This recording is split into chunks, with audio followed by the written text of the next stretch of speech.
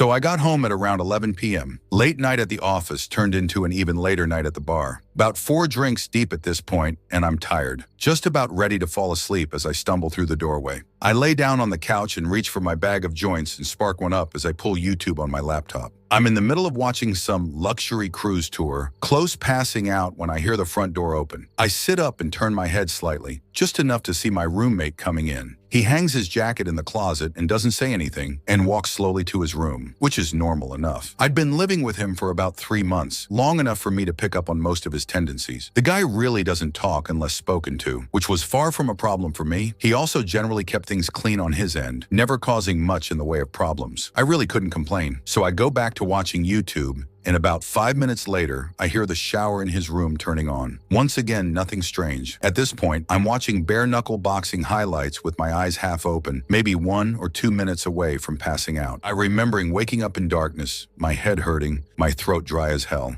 I sat up slowly, waiting for the grogginess to settle into something manageable. Once it did, I grabbed my phone, checked the time. Around 3:30 a.m. from what I remember. I was starving, and so I got up, began walking towards the fridge. And then I noticed it, a soft but ever-present noise in the background. It took me a few seconds to really recognize what it was, the shower. Suddenly, the events of last night began replaying in my head. Drinking at the bar, Ubering home, laptop, couch, my roommate coming home, the shower turning on. I stood there for a while trying to make sense of it. Maybe he went to bed and forgot to turn it off. I shook my head. There's no way that happened, I thought. Maybe he slipped and fell? Realizing the implications of this, I rushed towards his room but found his bathroom door locked. I began pounding on it. "Hey man, you alright?" No response. I considered kicking the door down, but decided to call 911 before I did that. I took my phone out, preparing to dial when I noticed that I had an unread text, one from my roommate. "Hey man, I couldn't sleep, so I went over to my girlfriend's place. Not sure when I'll be back. Sent 2 hours ago." I look at the bathroom door, then back down at my phone. Everything about this was wrong. First of all, my roommate barely texts me, and certainly never to tell me that he's going out. Second of all, I know for a fact that he's single and has been for a while. And third of all, who the fuck was in the shower then? I tried calling him, no answer. Sent him some texts, but no response. I walked over to his desk and saw that his keys and wallet were still beside his laptop. My head's starting to spin at this point, and I get out of there, go back into the living room and turn on the lights. I'm pacing around in a circle, trying to follow the plot while also trying to ignore the shower, a noise that I never could have imagined being so dreadful in any context. Sometime later, I hear something vibrating on the kitchen counter. I move towards it and see that it's a phone, my roommate's phone. The panic begins setting in, and immediately I grab my keys and run out of the apartment. I make my way down the hall and take the stairs down to the lobby, but even that doesn't seem far enough away, and so I make my way over to the McDonald's across the street. I sit there for a while considering calling the cops, but for some reason feeling too nervous to do so. But even though there's hardly anybody in there, the place begins to feel suffocating, and I decide to leave, walking back out onto the empty streets. Almost immediately I get this feeling that I'm being watched, and I feel my gaze drifting up and towards the apartment. Soon I'm looking at my balcony, and I see somebody standing there. A dark figure stood completely straight, stiff to the point where it nearly resembles a mannequin. But it isn't one. If I look closely, I can see it just slightly swaying. I froze in place, my mind hardly able to understand or accept what it was seeing. It's not my roommate. It's too tall. In fact, it's too tall to be anybody I know, its head nearly scraping the bottom of the balcony above. I went back into the McDonald's instead, locking myself in the bathroom as I finally dialed 911. I told the operator that somebody had broken into my place, but that I had gotten out of there without them noticing, but that they were still in there. It was the story that most accurately represented the situation without making me come across as batshit. The operator told me that they'd be sending somebody over, for me to hang tight. I left the bathroom, waiting at the table closest to the exit until I could see the red and blue lights cutting through the darkness. I went outside to meet the cops, looking up at the balcony to find it empty. Though the door to the living room had been left open, they pelted me with a bunch of questions that I found difficult to answer. Is the intruder armed? Do I have an idea who it might be? What are their intentions? I told them I didn't know, that I couldn't figure it out, but they just kept on asking. Soon I was practically yelling at them to go up there and check it out for themselves, and I suppose the terror in my voice was enough for them to begin taking this seriously. They told me to wait by the entrance, and I watched on as they entered the building. I was out there for a long time, growing increasingly anxious at the thought of what they were going to tell me when they came down. A few minutes later, the silence was broken by a single, muffled gunshot. My heart dropped into my stomach, and I continued to wait there, unsure of what to do otherwise. 20 more minutes of silence, and the officers still hadn't come down. Soon I could hear more of them approaching in the distance. Before I knew it, 4 more cop cars had pulled up around me, and the scene had fallen into chaos. Officers shouting over each other and into their radios. More questions being hurled my way, none of which I was able to answer. The next few sequences were mostly a blur, but I remember the building being evacuated, the tenants frightened and confused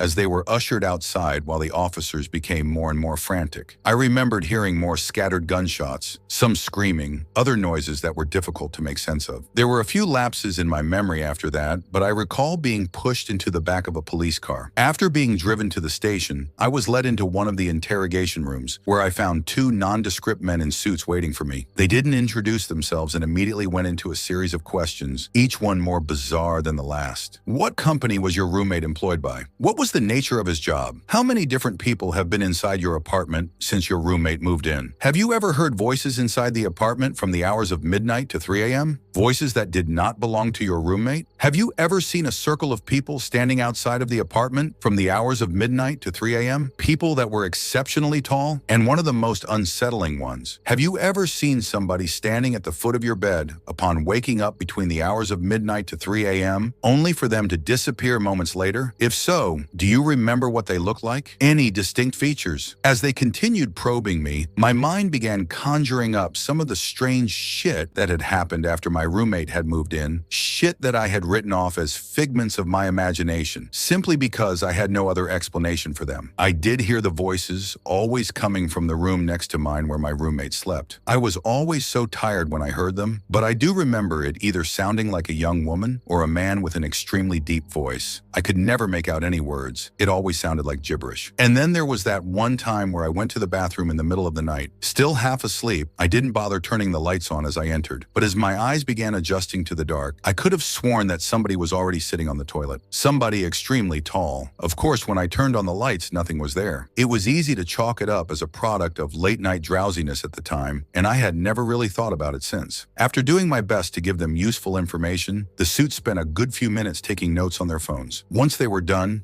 they sat up quickly, told me that they'd be in touch before leaving the room. A cop came in a few minutes later and told me that since I couldn't return to the apartment, they would set me up in a nearby hotel until they were able to get the situation under control, and that I should stay put until they gave me a call. What happened? I asked him. What did you guys find up there? He stared at me for a long time, not as if he were deep in thought, but as if he held deep aversion for what he was considering telling me. Eventually, he just shook his head. I don't know, he said. I mean, I really don't know. It's the next day now, and I'm in the hotel. Of course, I couldn't sleep. Couldn't really eat. The officer hasn't called me yet. When I try searching up information about the evacuation on the internet, all I can find are articles claiming that it was due to a fire. A fucking fire. Update: I fell asleep and I just woke up. It's 1 a.m. now, and I can hear the shower. Who or what was in the shower that night? And what did the police find inside that apartment? If you want more bone-chilling stories like this, make sure to like, share, and hit that subscribe button. Trust me, you don't want to miss what's coming next. Stay safe out there.